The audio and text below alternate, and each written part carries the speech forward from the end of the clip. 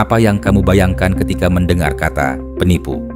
Mungkin seseorang yang serakah, seseorang yang memilih jalan pintas, seseorang yang sadar melakukan kejahatan dan tidak peduli siapa yang dirugikan. Gambaran itu masuk akal. Dan untuk sebagian besar penipuan yang kita kenal, gambaran itu mungkin benar. Tapi yang kita temukan di perbatasan Myanmar sedikit berbeda, dan justru karena itu jauh lebih sulit untuk dipahami. Di sana, ada orang-orang yang pekerjaannya mengirim pesan ke orang asing, membangun kepercayaan perlahan-lahan, lalu pada akhirnya menguras tabungan mereka. Mereka melakukannya setiap hari, 18 jam sehari, 7 hari seminggu. Tapi mereka tidak digaji. Dan jika mereka mencoba pergi, ada yang menghukum. Mereka juga korban. Dan korban yang mereka tipu, yang mungkin hari ini sedang mentransfer tabungannya ke platform investasi yang tidak pernah ada, tidak akan pernah tahu bahwa di ujung percakapan itu ada seseorang yang sama-sama terjebak dalam sistem yang tidak mereka pilih. 2 orang, 2 korban, 1 percakapan. Di antara keduanya, ada sebuah industri raksasa yang tidak dirancang oleh 1 orang, tidak dibangun dalam 1 malam, dan tidak bisa dihentikan dengan 1 penangkapan. Industri yang akarnya jauh lebih dalam dari yang terlihat, yang tumbuh bukan dari kecanggihan teknologi, melainkan dari sebuah perjanjian yang dilanggar 70 tahun lalu di sebuah kota kecil yang mungkin belum pernah kita dengar. Hari ini kita telusuri bagaimana semua itu bisa terhubung.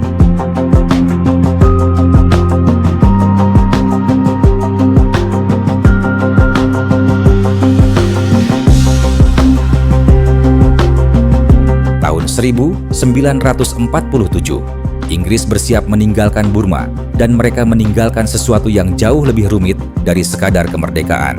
Sebuah wilayah yang terdiri dari puluhan kelompok etnis berbeda, Karen, Shan, Kachin, Chin, Kayah, Mon, dan banyak lagi, yang masing-masing memiliki bahasa, sejarah, dan klaim wilayah sendiri. Para pemimpin kelompok-kelompok itu berkumpul di kota kecil bernama Panglong. Di sana, mereka menandatangani 1 perjanjian. Semua akan bergabung dalam negara merdeka yang sama, dengan jaminan bahwa hak-hak mereka dihormati, dan bahwa suatu saat, jika mereka menginginkannya, mereka bisa memilih jalan sendiri. Perjanjian itu ditandatangani, dan tidak lama kemudian, dilanggar. Jenderal Aung San, pemimpin yang menjadi jaminan moral dari perjanjian itu, dibunuh hanya beberapa bulan setelah penandatanganan dalam sebuah serangan politik sebelum Burma sempat merdeka. Tanpa dia, tidak ada yang cukup dipercaya semua pihak untuk memastikan perjanjian itu dipegang. Militer Burma yang perlahan mengambil alih kekuasaan mulai bergerak masuk ke wilayah-wilayah etnis dengan senjata, bukan dialog. Karen berjuang di selatan, Shan di timur, Kachin di utara. Bukan karena mereka mencintai perang, tapi karena tanah yang dijanjikan mulai diambil dan tidak ada lagi jalur politik yang tersisa untuk mereka. Konflik itu tidak pernah selesai. Ia hanya berganti bentuk dari generasi ke generasi. Yang penting dipahami adalah ini bukan sekadar perang saudara biasa. Ini adalah konflik yang lahir dari pengkhianatan terhadap perjanjian. Dan pengkhianatan itu meninggalkan luka yang tidak bisa sembuh hanya dengan gencatan senjata. Setiap kelompok etnis yang mengangkat senjata membawa ingatan kolektif tentang tanah yang dijanjikan lalu diambil, tentang hak yang dijamin lalu diabaikan. Dan luka itu 70 tahun kemudian masih menjadi bahan bakar dari konflik yang kita lihat hari ini.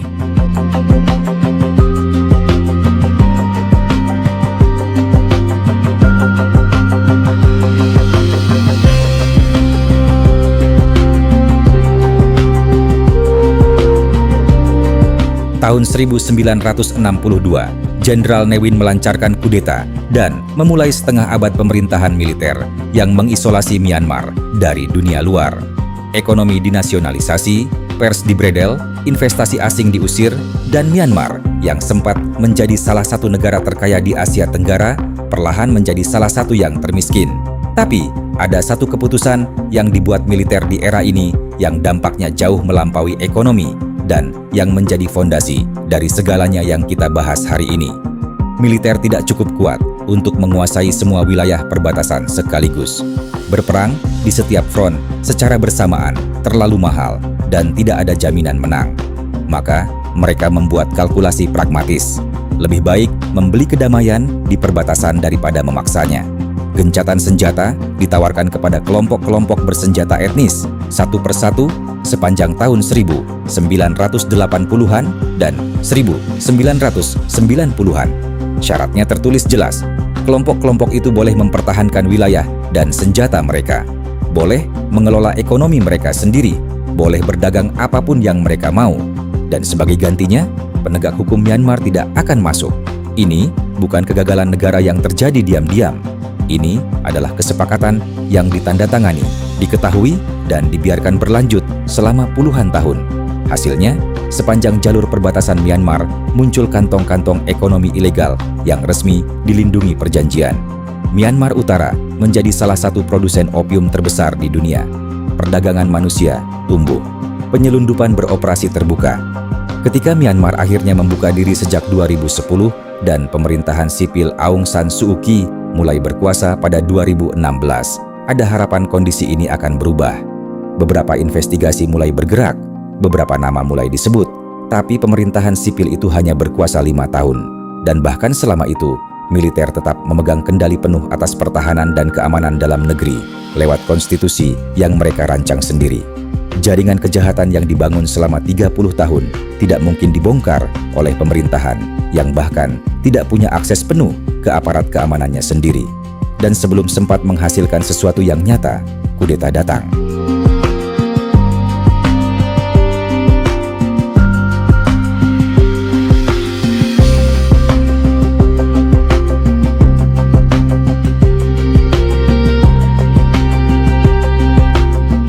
Untuk memahami bagaimana industri kejahatan digital ini bisa tumbuh, kita perlu memahami terlebih dahulu geografis kekuasaan di Myanmar, karena ini bukan negara yang bisa dipahami hanya dari satu peta politik. Secara resmi, Myanmar adalah negara kesatuan di bawah kendali militer sejak kudeta 2021. Tapi, dalam praktiknya, kendali itu sangat tidak merata. Ada wilayah yang benar-benar dikuasai Tatmadaw, ada yang dikuasai pemberontak pro-demokrasi, dan ada wilayah-wilayah yang dikuasai oleh kelompok bersenjata etnis yang sudah lama beroperasi di luar kendali siapapun. Di utara, berbatasan dengan Cina, ada wilayah yang dikuasai United Wa State Army.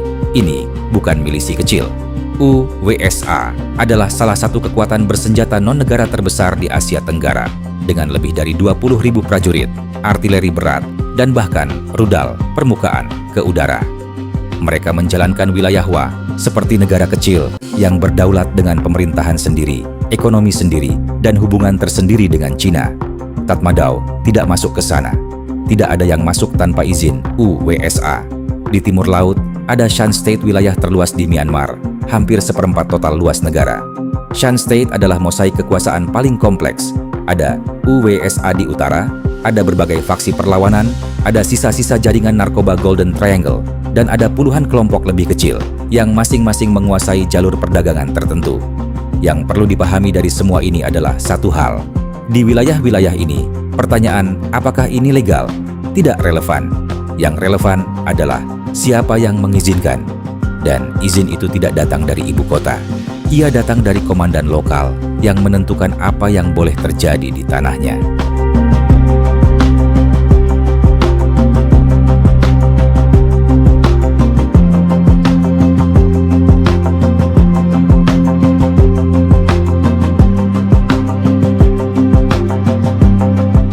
Sekarang setelah kita melihat petanya, ada satu konsep akademis yang paling akurat menjelaskan mengapa wilayah-wilayah ini bukan sekadar daerah tertinggal atau zona konflik biasa. Sejarawan James C. Scott menyebutnya Zomia. Zomia adalah nama yang Scott berikan untuk dataran tinggi Asia yang membentang dari Vietnam hingga Afghanistan, wilayah yang selama berabad-abad berhasil menghindari kendali negara manapun. Masyarakatnya bukan sekadar terisolasi secara geografis. Mereka secara aktif merancang kehidupan mereka agar tidak bisa dijangkau. Ladang berpindah yang susah dipajaki. Tidak ada catatan tertulis yang bisa disita. Tidak ada pemimpin tunggal yang bisa ditangkap untuk membubarkan seluruh komunitas. Scott menyebutnya the art of not being governed, seni untuk tidak diperintah. Dalam konsep aslinya, Zomia adalah tentang resistensi, tentang masyarakat yang secara sadar memilih kebebasan dari dominasi negara. akademisi Pinkaeu Launggaramsri mengembangkan konsep itu lebih jauh. Dark Zomia, wilayah yang sama, logika yang sama, tidak bisa dijangkau, tidak tunduk pada otoritas dari luar. Tapi, kini dihuni bukan oleh masyarakat yang mencari kebebasan, melainkan oleh jaringan kriminal transnasional yang secara sadar memilih wilayah tanpa negara sebagai basis operasi. Mereka tidak mencari kebebasan dari dominasi mereka, mencari kebebasan dari hukum. Perbatasan Myanmar adalah Dark Zomia paling sempurna yang pernah ada di dunia modern. Tapi ada satu lapisan lagi yang membuat ini lebih rumit. Di Zomia tradisional, wilayah itu berada di luar negara karena negara tidak bisa menjangkaunya. Di perbatasan Myanmar, wilayah itu berada di luar jangkauan hukum, bukan karena ketidakmampuan, melainkan karena perjanjian. Militer Myanmar tahu persis apa yang terjadi di sana. Mereka memilih membiarkannya karena kesepakatan itu menguntungkan mereka. Ini bukan kegagalan, ini adalah desain. Dan desain itulah yang membuat semua solusi dari luar tidak pernah bisa menyentuh akarnya. Karena akar masalahnya bukan ketidakmampuan negara menegakkan hukum. Akarnya adalah kesepakatan bahwa hukum tidak akan ditegakkan di sana.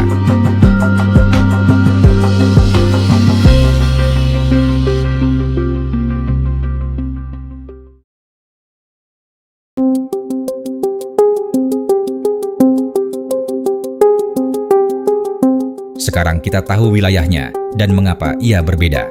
Saatnya mengenal siapa yang memanfaatkannya. Industri ini bukan dijalankan oleh satu organisasi dengan satu bos.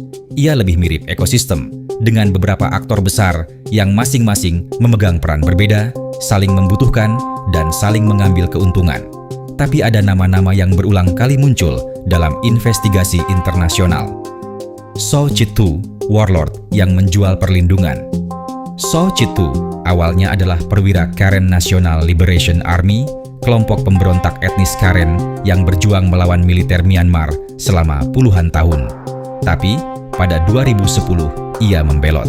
Ia mendirikan milisinya sendiri, Karen Border Guard Force, dan menandatangani perjanjian dengan Tatmadaw. Pasukannya akan berada di bawah komando nominal militer Myanmar sebagai imbalan atas kendali penuh atas wilayahnya di perbatasan Thailand. Keputusan itu memberinya sesuatu yang tidak dimiliki siapapun di wilayah itu. Legitimasi dari dua arah. Ia diakui militer Myanmar, tapi juga memiliki kekuatan bersenjata sendiri yang tidak sepenuhnya berada di bawah kendali Tatmadaw. Posisi di antara dua kekuatan itulah yang kemudian ia monetisasi dengan sangat efektif. Ketika sindikat Cina mencari lokasi baru setelah Kamboja menutup pintunya, So Chit-tu menawarkan apa yang mereka butuhkan. Tanah, keamanan, dan jaminan bahwa tidak ada aparat hukum yang akan masuk. Ia tidak peduli siapa yang menang dalam perang saudara. Yang penting, uang terus mengalir dari dua arah, dari Tatmadaw yang membutuhkan milisinya, dan dari sindikat yang membutuhkan perlindungannya. Amerika Serikat menjatuhkan sanksi resmi terhadapnya pada 2024, tapi di lapangan, ia masih mengendalikan wilayahnya. Wan Kuok Koi, Broken Tooth, bos triad yang membangun Imperium Wan Kuok Koi adalah bos triad 14K asal Makau, salah satu organisasi kriminal paling berpengaruh di Asia. Julukannya ia dapat dari bekas luka di wajahnya. Setelah menjalani hukuman penjara di Makau, ia membawa jaringannya ke wilayah-wilayah yang lebih sulit dijangkau hukum.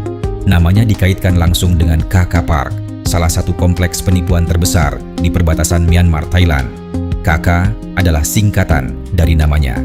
Koko, panggilan akrabnya. Kompleks itu bukan sekadar gudang penipu, ia adalah kota kriminal miniatur dengan gedung-gedung bertingkat, kasino, fasilitas hiburan, dan ribuan orang yang bekerja di dalamnya. Amerika Serikat memasukkannya ke daftar sanksi sejak 2020. Seperti So Chit-tu, sanksi itu tidak membuatnya berhenti. Xie Zhijiang, modal Cina yang membiayai infrastruktur.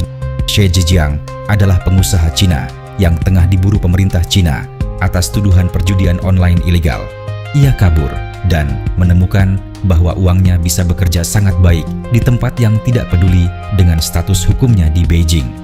Ia adalah investor utama proyek Shwe Koko, kota baru di perbatasan Myanmar-Thailand yang menjadi salah satu pusat operasi terbesar. Xie Zhijiang yang membawa modal, membangun infrastrukturnya, dan menghubungkan proyek itu dengan jaringan bisnis Cina yang lebih luas. Tanpa uangnya, Shwe Koko mungkin tidak pernah tumbuh menjadi apa yang ia jadikan. 3 orang, 3 peran yang berbeda, tapi ketiganya terhubung oleh satu kepentingan yang sama, menjaga agar wilayah perbatasan itu tetap berada di luar jangkauan hukum. Bukan hanya menjalankan kejahatan, mereka aktif membangun dan mempertahankan kondisi yang membuatnya bisa berjalan. Tahun 2019, Kamboja melancarkan penindakan besar-besaran terhadap perjudian online ilegal dan pusat-pusat penipuan yang selama bertahun-tahun beroperasi nyaris tanpa hambatan. Ratusan orang ditangkap, operasi besar dipaksa tutup. Bagi ribuan operator sindikat kriminal, ini adalah krisis yang harus diselesaikan dengan cepat. Mereka butuh lokasi baru yang memiliki kombinasi sangat spesifik, cukup stabil untuk operasi berskala besar, punya infrastruktur dasar, dilindungi pihak bersenjata yang bisa dibayar, dan benar-benar di luar jangkauan hukum internasional. Shwe Koko sudah berdiri sejak 2017. She Zhijiang sudah menanamkan modal. Sao Chitu sudah menyediakan perlindungan. Gedung-gedung sudah dibangun. Satu-satunya yang belum ada dalam jumlah cukup adalah penghuni. Sindikat dari Kamboja mengisi kekosongan itu. Kontainer infrastruktur operasional dipindahkan. Jaringan rekrutmen mulai bekerja. Dan dalam waktu relatif singkat, Shwe Koko bertransformasi dari proyek setengah jadi menjadi salah satu pusat kejahatan digital terbesar yang pernah ada. Yang perlu dipahami, ini bukan migrasi panik. Ini adalah relokasi yang terencana oleh organisasi yang sudah berpengalaman ke lokasi yang sudah dipersiapkan. Sindikat tidak melarikan diri dari Kamboja.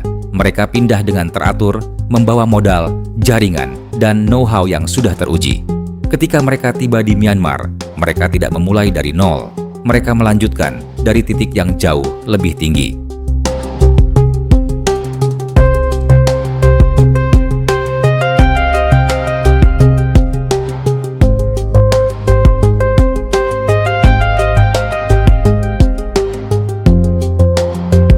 Jika migrasi dari Kamboja adalah benih, pandemi COVID-19 adalah air dan cahaya matahari yang membuatnya tumbuh jauh lebih cepat dari yang pernah dibayangkan siapapun.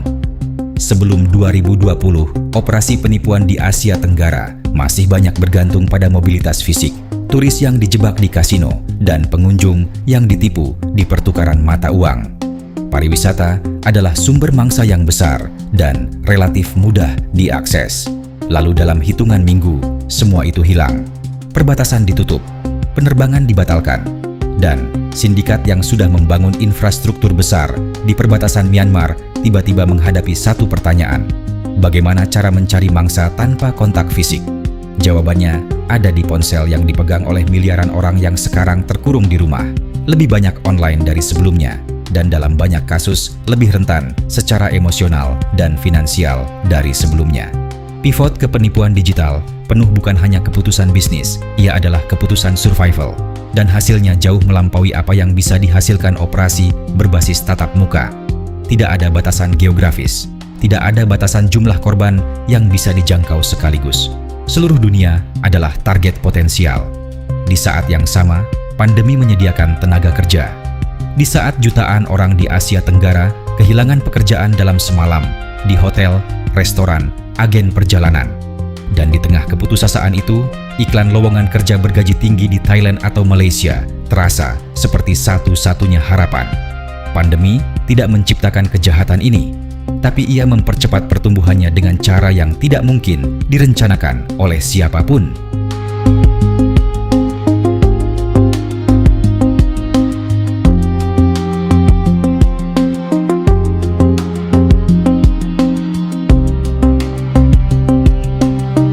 Februari 2021. Dalam satu malam, militer Myanmar merebut kembali kekuasaan yang sudah mereka lepas 1 dekade sebelumnya. Aung San Suu Kyi ditangkap. Anggota parlemen yang baru saja terpilih ditahan sebelum sempat dilantik. Dan di jalan-jalan seluruh penjuru negeri, jutaan orang turun berdemonstrasi sebelum militer menjawab dengan peluru. Myanmar masuk ke dalam perang saudara penuh. Bagi jutaan warga Myanmar, kudeta adalah kehancuran dari mimpi demokrasi yang sudah mulai terasa nyata. Bagi sindikat-sindikat kriminal di perbatasan, kudeta menghilangkan satu-satunya hambatan yang masih tersisa. Investigasi terhadap Shwe Koko yang sempat mulai bergerak dihentikan. Kasino yang sempat ditutup atas tekanan internasional dibuka kembali. Dan Tatmadaw yang kini membutuhkan setiap milisi sekutu untuk berperang melawan pemberontak tidak punya alasan mempermasalahkan operasi yang juga mengalirkan uang ke kantong-kantong mereka. Pembangunan dilanjutkan dengan skala yang jauh lebih ambisius. Gedung-gedung baru bermunculan, beberapa setinggi 12 lantai, kawasan diperluas dan dipagari kawat berduri. Dan iklan lowongan kerja mulai beredar di seluruh Asia Tenggara.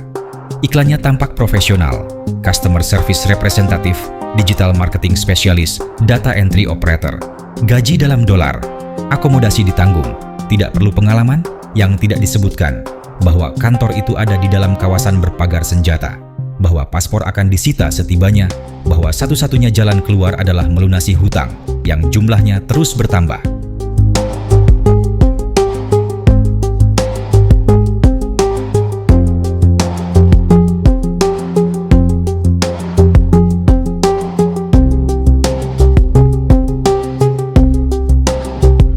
Teknik utama yang dijalankan di dalam camp-camp ini punya nama yang dipilih dengan sangat sadar. Dalam bahasa Mandarin, Shazupan, pig butchering, penyembelihan babi. Ini adalah terminologi industri, istilah yang digunakan operator untuk menggambarkan proses kerja mereka secara sistematis. Dan memahami cara kerjanya penting, karena ini bukan penipuan yang mengandalkan kecepatan dan kepanikan. Ini adalah operasi jangka panjang yang dirancang untuk mengeksploitasi sesuatu yang paling manusiawi dari diri kita. Kebutuhan untuk dipercaya dan merasa terhubung. Operator menghubungi target secara acak, lewat WhatsApp, Instagram, LinkedIn, atau aplikasi kencan. Mereka mengaku salah nomor atau sekadar menyapa. Jika target merespons, percakapan dimulai. Perlahan, dengan sangat sabar, operator membangun hubungan. Mereka menunjukkan ketertarikan pada kehidupan korban. Mereka mendengarkan, mereka berbagi cerita. Foto-foto profil yang menarik seringkali dihasilkan AI atau dicuri dari akun orang lain. Proses ini bisa berlangsung berminggu-minggu, kadang berbulan-bulan. Tidak ada yang mencurigakan, tidak ada yang terburu-buru. Babi sedang digemukkan. Baru setelah kepercayaan terbentuk, topik investasi mulai disebut. Biasanya kripto, biasanya platform yang terlihat sangat sah, antarmuka profesional, grafik yang meyakinkan, testimoni yang dibuat-buat. Korban diajarkan cara berinvestasi, mencoba dengan jumlah kecil, dan berhasil menarik keuntungan. Itu bukan kebetulan. Platform itu diatur agar korban merasakan kemenangan awal, agar semakin percaya dan berani memasukkan lebih banyak uang. Baru, ketika jumlah yang diinvestasikan sudah cukup besar, babi disembelih. Platform mengunci akun. Untuk mencairkan dana, korban harus menyetor lebih banyak uang. Beberapa melakukannya berkali-kali sebelum akhirnya menyadari tidak akan ada yang bisa dicairkan. Di balik layar, operasinya terstruktur seperti perusahaan sungguhan. Ada divisi pencarian target, divisi relationship building, divisi closing transaksi. Ada manajer yang memantau performa harian. Ada skrip untuk setiap skenario. Ada dashboard digital untuk melacak berapa korban yang sedang digemukkan dan berapa yang sudah siap disembelih. Dan semua itu dijalankan oleh orang-orang yang tidak ingin ada di sana. Paspor disita, ponsel diganti perangkat pengawas, target harian harus dicapai. Kalau tidak, ada denda yang ditambahkan ke hutang.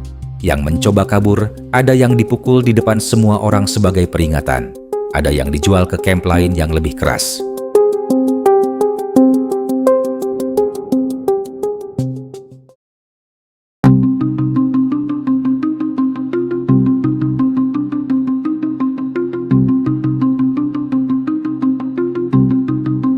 Ada pertanyaan yang hampir selalu muncul ketika orang pertama kali mendengar tentang pig butchering. Kenapa mereka mau percaya? Pertanyaan itu terdengar seperti kritik, tapi sebenarnya ia adalah pertanyaan yang sangat penting karena jawabannya mengungkap sesuatu tentang cara kerja otak manusia yang jauh lebih dalam dari sekadar soal naif atau tidak naif. Pig butchering dirancang bukan untuk menipu orang yang lengah. Ia dirancang untuk menipu otak manusia pada titik-titik yang paling sulit dipertahankan, kesepian dan kebutuhan akan koneksi. Penelitian menunjukkan bahwa kesepian adalah salah satu kondisi yang paling melemahkan pertahanan kognitif manusia. Ketika seseorang merasa terisolasi karena baru pindah kota, baru bercerai, baru pensiun, atau sekadar tidak punya banyak orang untuk diajak bicara, otak mereka secara aktif mencari koneksi. Sinyal-sinyal perhatian dan ketertarikan dari orang lain diterima dengan threshold yang lebih rendah dari biasanya. Operator peak butchering memahami ini dengan sangat baik. Itulah mengapa proses penggemukan dimulai bukan dengan tawaran investasi, melainkan dengan percakapan yang terasa tulus. Reciprocity, hutang sosial yang tidak disadari. Salah satu prinsip psikologi sosial yang paling kuat adalah reciprocity. Ketika seseorang memberi kita sesuatu, waktu, perhatian, kepedulian, kita merasa secara tidak sadar berkewajiban untuk membalas. Operator peak butchering menghabiskan berminggu-minggu memberi kepada korban, mendengarkan, memuji, berbagi, mendukung. Pada saat tawaran investasi akhirnya muncul, korban sudah merasa berutang budi secara emosional. Menolak terasa tidak sopan, bahkan terasa seperti pengkhianatan terhadap hubungan yang sudah dibangun. Authority, kepercayaan pada figur yang terlihat kompeten. Platform investasi palsu dirancang untuk terlihat sangat profesional. Grafik yang bergerak seperti Bloomberg, antarmuka yang terasa seperti aplikasi perbankan resmi, dan mentor yang terlihat berpengalaman dan sabar dalam mengajarkan cara investasi. Otak manusia secara evolusioner cenderung mempercayai figur yang menampilkan tanda-tanda kompetensi, dan sindikat ini sangat ahli dalam menciptakan tanda-tanda itu secara artifisial. Sunk cost, jebakan uang yang sudah dikeluarkan. Inilah yang paling kuat dari semuanya. Ketika korban sudah memasukkan uang ke platform dan melihat keuntungan yang terus bertambah di layar, otak mereka tidak lagi membuat keputusan rasional tentang risiko. Mereka membuat keputusan tentang kerugian yang sudah terlanjur terjadi. Psikologi, sunk cost bekerja seperti ini. Semakin banyak yang sudah diinvestasikan, semakin sulit untuk berhenti. Karena berhenti berarti mengakui bahwa semua yang sudah dikeluarkan hilang percuma. Maka, mereka menyetor lebih banyak, berharap bisa memulihkan apa yang sudah masuk. Korban peak butchering bukan orang yang tidak hati-hati. Investigasi menunjukkan mereka justru sering berpendidikan tinggi, mapan secara finansial, dan percaya diri dalam kemampuan mereka mengenali penipuan. Kepercayaan diri itulah yang membuat mereka lebih rentan, karena mereka tidak merasa perlu waspada. Yang dieksploitasi bukan kebodohan. Yang dieksploitasi adalah sifat-sifat yang membuat kita manusia. Kebutuhan akan koneksi, kecenderungan untuk membalas kebaikan, kepercayaan pada kompetensi, dan ketidakmampuan untuk melepaskan sesuatu yang sudah kita investasikan.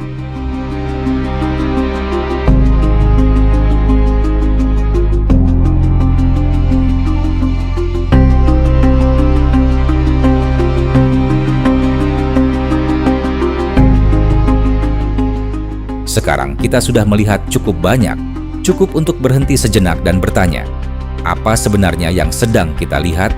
Selama ini, ketika dunia membicarakan scam compound di Myanmar, percakapannya hampir selalu dimulai dari satu tempat, teknologinya. Deepfake, kripto, AI, platform investasi palsu. Seolah-olah jika teknologinya bisa dihentikan, industrinya akan runtuh. Tapi kita sudah menelusuri cukup jauh untuk tahu bahwa itu bukan gambar yang benar. Scam compound bukan masalah teknologi. Scam compound bukan masalah kejahatan transnasional. Scam compound bahkan bukan masalah korupsi, meski korupsi ada di mana-mana di sana. Scam compound adalah gejala. Yang sedang kita lihat sebenarnya adalah apa yang terjadi ketika sebuah negara kehilangan monopoli atas kekuasaan. Dalam ilmu politik, ada satu prinsip yang dianggap paling mendasar tentang apa itu negara. Negara adalah entitas yang memiliki monopoli atas penggunaan kekuatan yang sah di dalam wilayahnya. Ini bukan definisi yang dibuat-buat. Ini adalah kondisi minimum agar sebuah negara bisa berfungsi. Tanpa monopoli atas kekuasaan, hukum tidak bisa ditegakkan, kontrak tidak bisa dijamin, dan warga tidak bisa dilindungi. Myanmar tidak pernah berhasil membangun monopoli itu. Sejak 1947, sejak perjanjian Panglong dilanggar, bahkan sebelum kemerdekaan sempat dirayakan, Myanmar adalah negara yang harus berbagi wilayahnya dengan puluhan kekuatan bersenjata lain yang tidak tunduk pada otoritasnya. Militer mencoba mengisi kekosongan itu dengan kekerasan selama 60 tahun dan gagal. Mereka akhirnya memilih jalan lain, mentoleransi kekuatan-kekuatan itu, bahkan bernegosiasi dengan mereka, asalkan tidak mengganggu kendali militer di pusat. Hasil dari pilihan itu adalah Dark Zomia yang kita lihat hari ini. Wilayah-wilayah yang secara resmi masih bagian dari Myanmar, tapi dalam praktiknya beroperasi di luar jangkauan negara manapun. Dan dalam kekosongan kekuasaan yang terstruktur itu, siapapun yang datang dengan uang dan senjata yang cukup bisa membangun apa saja. Sindikat kriminal transnasional bukan menciptakan kekosongan itu, mereka hanya menemukan dan mengisinya. Dan ini mengubah cara kita harus memikirkan solusinya. Selama dunia merespons scam compound sebagai masalah penegakan hukum, dengan sanksi, operasi penangkapan, tekanan diplomatik, mereka menyerang gejala. Gejala yang akan terus muncul kembali dalam bentuk baru, di lokasi baru, selama kondisi yang memungkinkannya tetap ada. Kondisi itu adalah sebuah negara yang tidak pernah tuntas dibangun, dan itu bukan sesuatu yang bisa diselesaikan dengan sanksi dari Washington.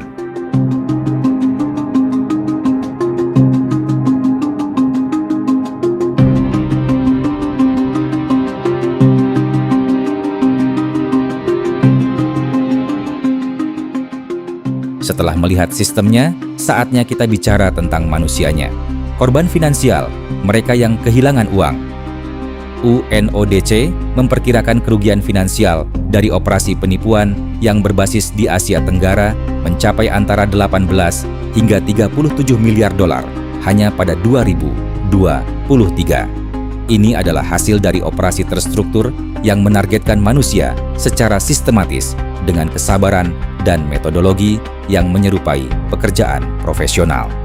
Korbannya bukan hanya orang yang kurang berhati-hati.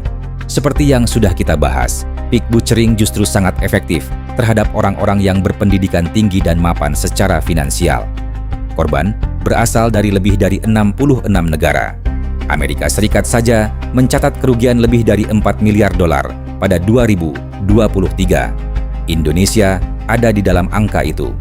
Warga Indonesia kehilangan miliaran rupiah setiap tahun dalam skema-skema yang diluncurkan dari kem-kem di perbatasan Myanmar. Banyak korban tidak melapor karena malu, karena tidak tahu harus melapor kemana, atau karena tidak percaya ada yang bisa membantu.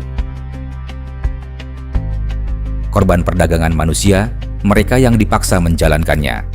Menurut PBB, pada 2023, sekitar 100.000 orang berada dalam kondisi forced criminality di Myanmar saja. 220.000 jika digabung dengan Kamboja. 3 negara asal korban perdagangan manusia terbanyak, Vietnam, Indonesia, dan Myanmar sendiri. Indonesia ada di sini juga. Warga Indonesia bukan hanya korban yang ditipu dari kejauhan, mereka juga ada di dalam camp, duduk di depan komputer, mengirim pesan ke orang asing di seluruh dunia, di bawah ancaman yang tidak bisa mereka hindari. Yang perlu dipahami, tidak ada yang diculik di tengah jalan. Sebagian besar datang karena iklan yang terlihat sah, direkomendasikan kenalan, atau diperantarai agen tenaga kerja yang ternyata bagian dari jaringan. Ketika mereka menyadari apa yang sebenarnya terjadi, biasanya sudah terlambat. Dan ketika akhirnya berhasil keluar, banyak yang harus menghadapi kenyataan lain. Di negara asal mereka, mereka bisa diperlakukan sebagai pelaku kejahatan, bukan korban. Karena yang tercatat dalam sistem adalah tindakan mereka. Menipu orang lain, bukan kondisi di mana tindakan itu dilakukan.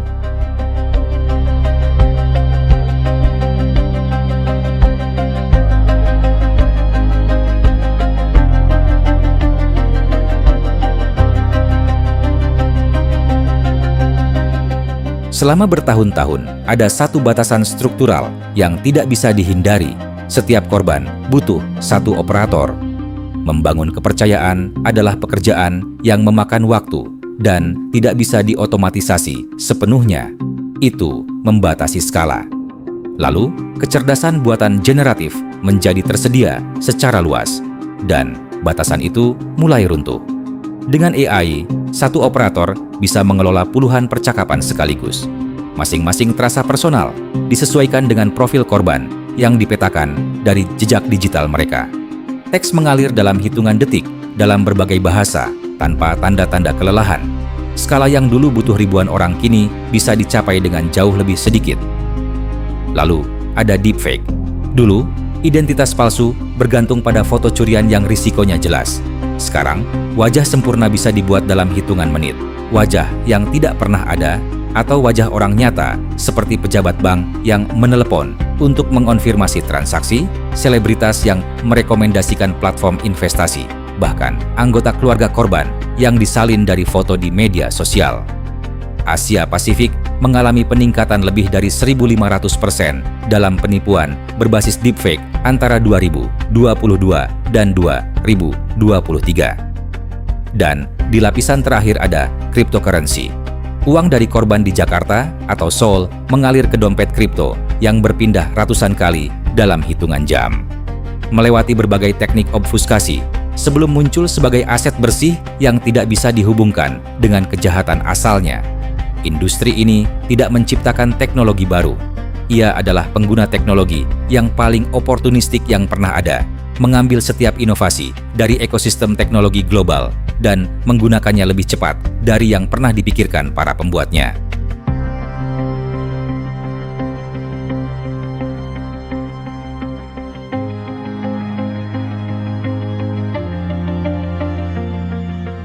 Tidak ada cerita tentang industri kejahatan digital di Myanmar yang bisa selesai tanpa membahas Cina secara jujur. Cina adalah negara dengan pengaruh terbesar di Myanmar dibanding kekuatan asing manapun. Infrastruktur Belt and Road, perdagangan bilateral bernilai miliaran dolar, jalur diplomatik yang sudah terbangun puluhan tahun. Ketika dunia barat menjatuhkan sanksi terhadap junta setelah kudeta 2021, Cina tetap mempertahankan hubungan normal. Leverage Cina di Myanmar, dengan kata lain, sangat besar. Dan justru itulah yang membuat posisi Cina begitu sulit dibaca. Di satu sisi, Cina adalah korban terbesar dari industri ini. Puluhan ribu warga negara Cina kehilangan tabungan hidup mereka. Ribuan lainnya diperdagangkan masuk ke kamp-kamp sebagai operator paksa. Kasus-kasus viral di media sosial Cina menciptakan tekanan publik yang tidak bisa diabaikan oleh Beijing. Di sisi lain, sebagian besar operator sindikat adalah warga negara Cina yang kabur dari penegakan hukum di dalam negeri. Bahasa operasional di kamp adalah Mandarin, dan jaringan keuangan yang mengalirkan uang curian beroperasi sebagian besar melalui ekosistem yang berpusat di lingkaran Cina. Cina adalah korban terbesar sekaligus rumah dari sebagian besar pelakunya. Ketika tekanan domestik tidak bisa lagi diabaikan, Beijing akhirnya bergerak pada pertengahan 2023.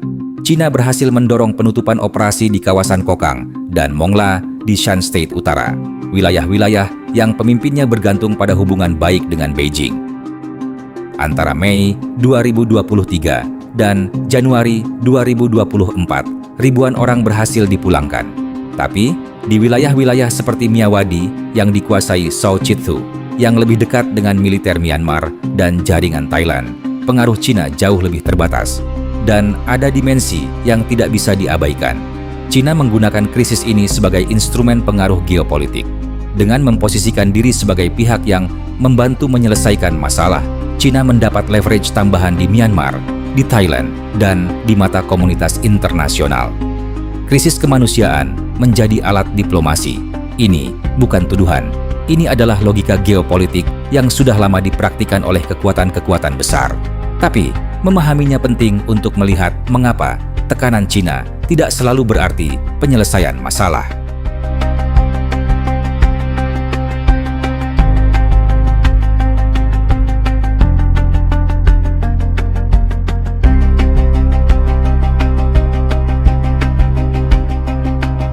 Amerika Serikat menjatuhkan sanksi terhadap Sao Chithu pada 2024, terhadap Wan Kuok Koi sejak 2020. Thailand memperketat kontrol perbatasan dan mulai memutus aliran listrik ke beberapa kawasan penipuan. PBB menerbitkan laporan demi laporan dengan data yang semakin detail. Dan tetap saja, industri itu tumbuh atau bergerak. Masalahnya bukan kurangnya tekanan. Masalahnya adalah bahwa industri ini tidak beroperasi di dalam satu yurisdiksi yang bisa ditegakkan hukumnya secara terpusat. Ia beroperasi tepat di titik persilangan antara beberapa otoritas yang masing-masing punya agenda berbeda. Tatmadaw butuh pendanaan dari milisi untuk berperang. Milisi butuh uang dari sindikat. Sindikat butuh perlindungan dari milisi dan toleransi dari Tatmadaw. Segitiga kepentingan ini tidak bisa diputus dari luar tanpa terlebih dahulu mengubah kondisi di dalam. Bahkan, ketika satu lokasi berhasil ditutup, industri ini pindah. Ketika Cina menutup operasi di Shan State Utara pada akhir 2023, sindikat bergerak ke Myawaddy, ke Yangon, ke Mandalay, ke Laos, ke Kamboja. USIP memperkirakan bahwa pada 2024, jumlah orang di bawah kendali sindikat di seluruh kawasan mendekati 300.000, lebih besar dari tahun sebelumnya, meski tekanan internasional sedang di titik tertingginya.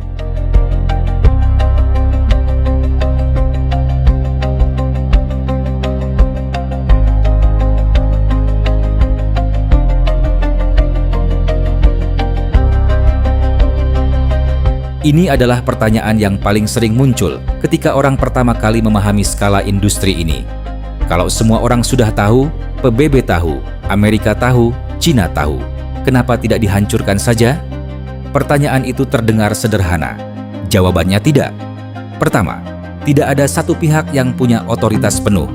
Ini adalah inti dari semua masalah. Kompleks-kompleks ini berdiri di wilayah yang secara resmi milik Myanmar, tapi dalam praktiknya dikuasai milisi yang tidak sepenuhnya tunduk pada Myanmar. Thailand ada di seberang sungai, tapi tidak bisa beroperasi di sisi Myanmar. Interpol bisa menerbitkan Red Notice, tapi tidak bisa menangkap orang di dalam kawasan bersenjata tanpa izin. Dan izin itu tidak pernah diberikan oleh pihak yang memiliki kepentingan untuk tidak memberikannya. Kedua, ekonomi lokal bergantung padanya. Ini yang jarang disebut tapi sangat nyata. Di sekitar kompleks-kompleks penipuan itu, ada ekosistem ekonomi yang menghidupi ribuan orang. Pedagang yang menjual makanan dan perlengkapan, penyedia jasa transportasi, pekerja konstruksi, operator laundry, dan catering. Bagi sebagian besar mereka, tutupnya kompleks-kompleks itu bukan kemenangan moral, melainkan kehilangan mata pencaharian. Tekanan untuk menutupnya dari dalam komunitas lokal jauh lebih lemah dari yang dibayangkan orang luar. Ketiga, konflik bersenjata aktif membuat operasi militer tidak memungkinkan. Myanmar sedang dalam perang saudara penuh.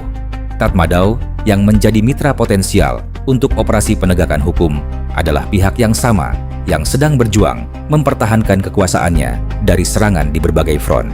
Mereka tidak punya kapasitas dan tidak punya motivasi untuk membuka front baru melawan milisi yang justru membantu mereka bertempur. Keempat, kepentingan geopolitik saling mengunci. Cina punya leverage terbesar, tapi punya kepentingan geopolitik yang membuat mereka tidak mau menggunakan leverage itu secara penuh. Amerika Serikat bisa menjatuhkan sanksi, tapi tidak punya pengaruh langsung di lapangan. ASEAN beroperasi dengan prinsip non-interferensi yang membuat intervensi kolektif hampir tidak mungkin. Dan setiap solusi yang melibatkan kekuatan militer dari luar akan berhadapan dengan pertanyaan kedaulatan yang tidak ada jawabannya yang mudah. Bukan satu hambatan, bukan dua. 4 hambatan struktural yang masing-masing saja sudah sulit diatasi, yang kesemuanya bekerja secara bersamaan untuk memastikan industri ini tetap berdiri. Dan di bawah semua hambatan itu, ada satu akar yang tidak berubah, sebuah negara yang tidak pernah tuntas dibangun, dan perang yang tidak pernah tuntas diselesaikan. Selama ribuan tahun, kemampuan manusia yang paling luar biasa bukan kecerdasannya, bukan bahasanya, bukan alatnya. Yang paling luar biasa adalah kemampuannya berorganisasi dengan orang yang belum pernah ia kenal, dan bersama-sama membangun sesuatu yang jauh lebih besar dari apa yang bisa dilakukan siapapun sendirian. Dari kemampuan itu, lahir kota-kota, rumah sakit, universitas, internet. Semua pencapaian besar peradaban adalah hasil dari jutaan orang yang tidak saling mengenal, bergerak ke arah yang sama karena kepentingan mereka kebetulan selaras. Kita menyebut ini kolaborasi. Kita menyebutnya kemajuan. Kita merayakannya sebagai bukti bahwa manusia bisa membangun sesuatu yang lebih baik dari dirinya sendiri. Di akhir perjalanan investigasi ini, kita melihat kemampuan yang persis sama. Tidak ada satu orang yang merancang industri di perbatasan Myanmar dari awal. Tidak ada rapat pendiri, tidak ada dokumen visi dan misi. Ia tumbuh dari ribuan keputusan yang masing-masing punya logika tersendiri. Seorang jenderal di Naypyidaw yang memutuskan bahwa gencatan senjata lebih murah dari perang yang tidak ada ujungnya. Seorang warlord di perbatasan yang menyadari bahwa posisinya di antara dua kekuatan yang bermusuhan bisa menghasilkan uang dari keduanya. Seorang bos triad yang membutuhkan wilayah baru setelah Makau menjadi terlalu panas. seorang pengusaha yang membawa modal Cina ke infrastruktur yang membutuhkan pembiayaan. Seorang pemuda di Hanoi atau Jakarta atau Yangon yang melihat iklan lowongan kerja dan memutuskan bahwa ia tidak punya pilihan lain selain mencoba. Tidak ada yang menyebutnya industri kejahatan digital ketika mereka masing-masing membuat keputusan itu. Tapi dari akumulasi keputusan-keputusan itu, sesuatu terbentuk. Ada yang merekrut, ada yang menjaga, ada yang mengawasi target harian, ada yang menghukum yang tidak mencapai target, ada yang mengalirkan miliaran dolar keluar lewat jaringan yang tidak bisa dilacak, ada yang setiap hari membuat iklan lowongan kerja baru agar pasokan manusia tidak pernah habis. Sebuah organisasi yang berfungsi penuh, yang bertahan terhadap tekanan internasional selama bertahun-tahun, yang berevolusi setiap kali satu metode ditutup, dan yang tidak membutuhkan nilai-nilai bersama untuk berjalan di pinggiran, di sudut gelap yang tidak terlihat. Yang kita temukan di perbatasan Myanmar adalah sesuatu yang berbeda. Kejahatan yang adalah sistemnya itu sendiri, yang bukan pinggiran dari tatanan yang ada, melainkan produk logis dari tatanan yang tidak pernah tuntas dibangun, yang menentukan apakah kemampuan manusia berorganisasi menghasilkan rumah sakit atau camp berpagar kawat berduri bukan kemampuannya itu sendiri. Yang menentukan adalah ada atau tidaknya sesuatu yang menghentikan ketika arahnya salah. Di perbatasan Myanmar, selama 70 tahun, tidak ada yang melakukan itu. Dan itulah yang paling menggelisahkan dari seluruh cerita ini.